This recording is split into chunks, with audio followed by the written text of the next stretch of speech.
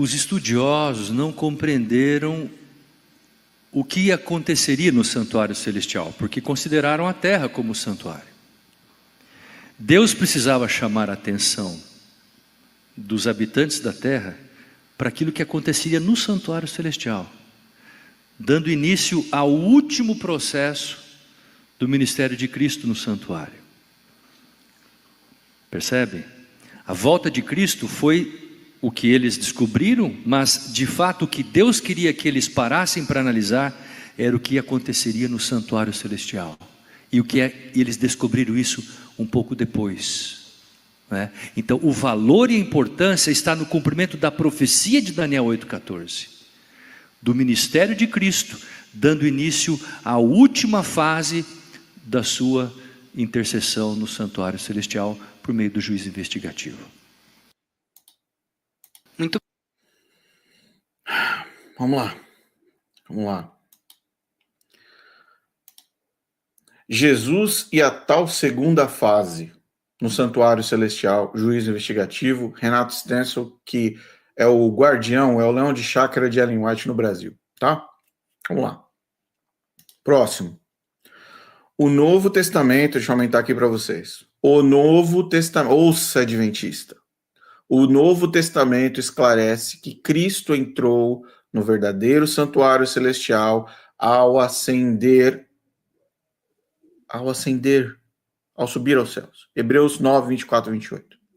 E não há menção de um ministério separado a partir de 1844. Cristo vem e fala, está consumado na cruz. Olha só o absurdo. Cristo foi claro, está consumado na cruz. Não há menção de um ministério seguinte, ou seja, no Adventismo, a coisa continua, a expiação continua. Hebreus 9, 24 e 28. Antes de a gente ir para Hebreus, eu quero colocar a palavra dela. Olha o que Ellen White falou. Vamos comparar com a palavra de Deus. Porque se não for para ter uma conversa séria, então a gente não tem uma conversa séria com os adventistas, certo? É para ter uma conversa séria com os adventistas. Então vamos ter uma conversa séria. Vamos ver o que ela disse. Vi que eles, os mileritas, estavam corretos em seu cálculo dos períodos proféticos. O Renato Stencil acabou de falar que falou assim, não, mas eles não entenderam bem, eles fizeram uns erros, eles não calcularam direito, eles esperavam Jesus voltar na Terra, os cálculos não eram bem assim. Não. Ellen White disse que os cálculos estavam corretos. Que os cálculos de Guilherme Miller estavam corretos. Dos períodos proféticos, o tempo profético se encerrou em 1844, e olha essa parte, e Jesus entrou no lugar santíssimo para purificar o santuário ao final daqueles dias. Você que está assistindo esse vídeo, você consegue entender e fazer a interpretação. Ao final daqueles dias, de que dias? Do tempo profético. Se encerrou quando? Em 1844. E o que aconteceu, Ellen White? Conta pra gente. A Ellen White vai lá e fala, Jesus entrou no lugar santíssimo para purificar o santuário ao final daqueles dias. Primeiros Escritos, página 243. Isso é uma mentira. Rodrigo, não, mas ela é profetisa, ela é apenas inspirada, ela é espírito de profecia. Fala para mim o espírito de profecia que não leu Hebreus. Fala para mim o espírito de profecia que não leu Hebreus. Que espírito é esse de profecia que não leu Hebreus? Vamos lá, vamos ler Hebreus. Vamos lá. Leia comigo, leia a palavra de Deus. Hebreus 9, 24 e 28. 24, pois Cristo, vamos conjugar o verbo no passado? Vamos conjugar. Então, pois Cristo não entrou, eu até coloquei uma seta ali em cima para você ver ali, passado, entrou, em um santuário feito por homens, uma simples representação do verdadeiro. Ou seja, Jesus não entrou no santuário de Moisés, no templo de Jerusalém, ele não entrou em prédio feito por homens. Quando ele entrou? Ele entrou nos céus para agora se apresentar diante de Deus em nosso favor. Cristo vem na cruz e fala, está consumado. Acabou. E depois ele sobe aos céus para quê? Para se apresentar diante de Deus em nosso favor. 25. Ele não entrou, novamente, adventista, passado. Entrou é passado. Aconteceu já. Quando foi que Hebreus foi escrito, adventista? Foi em 1844? Foi no dia 1º de janeiro de 1845? Foi em 1º de janeiro de 1845 que Hebreus foi escrito? Ou foi antes de 1844 que Hebreus foi escrito? De uma vez por todas, adventista, leia a palavra de Deus. 25, ele não entrou para se oferecer repetidas vezes à semelhança do sumo sacerdote que entra no lugar santíssimo de todos os anos. O autor de Hebreus mostra o lugar onde Cristo entrou no passado.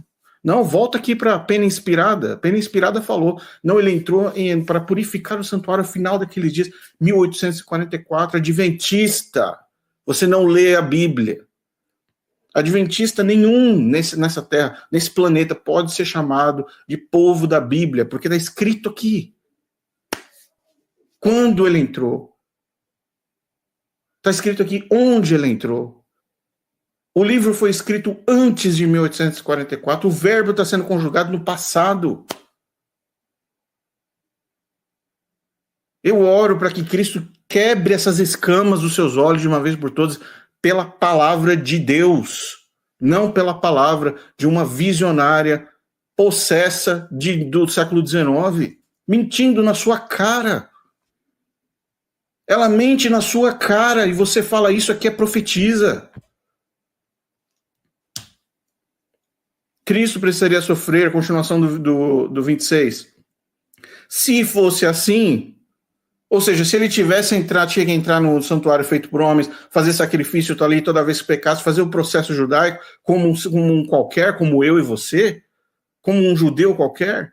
Se fosse assim, Cristo precisaria sofrer muitas vezes, desde a criação do mundo. Mas agora ele apareceu uma vez por todas no fim dos tempos para aniquilar o pecado mediante o sacrifício de si mesmo. E ele fala assim, nos fins dos tempos. Quando foi o fim dos tempos? Quando Cristo veio e morre na cruz. Olha o fim dos tempos de Ellen White aqui, olha. No final do tempo profético, no tempo profético se encerrou em 1844, sendo que o fim dos tempos está aqui em Hebreus, gente, 9:26. Para aniquilar o pecado mediante o sacrifício de si mesmo, da morte de cruz. 27. Da mesma forma como o homem está destinado a morrer uma só vez, e depois disso enfrentar o juízo. Depois da morte, ele enfrenta o juízo. Depois da morte, ele enfrenta o juízo. O juízo investigativo, ele é constante para vivos. Para vivos. O juízo investigativo é para vivos. Sendo que ele está falando destinado a morrer uma só vez e depois disso enfrentar o juízo. Ou você não lê a palavra de Deus, ou você não lê a Bíblia, ou você lê Ellen White. Porque você não tem opção. Ou você fica com a falsa profetisa ou com a palavra de Deus. É uma escolha que você tem que fazer na sua vida, de uma vez por todas.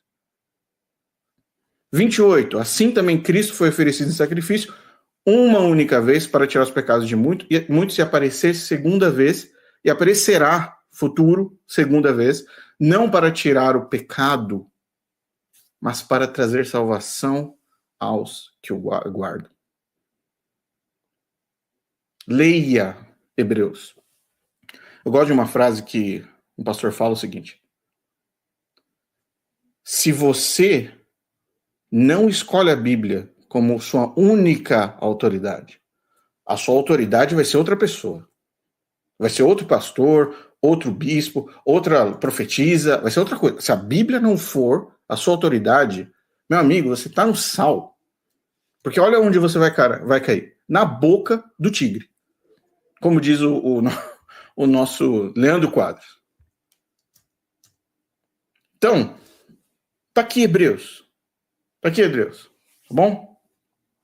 Vamos lá, então. Adventistas do sétimo dia. Façam a escolha hoje. Quem vocês vão ouvir? A mentira ou a verdade? A mentira ou a verdade? A mentira ou a verdade? Quem vocês vão escolher? A mentira ou a verdade da palavra de Deus? Tá bom?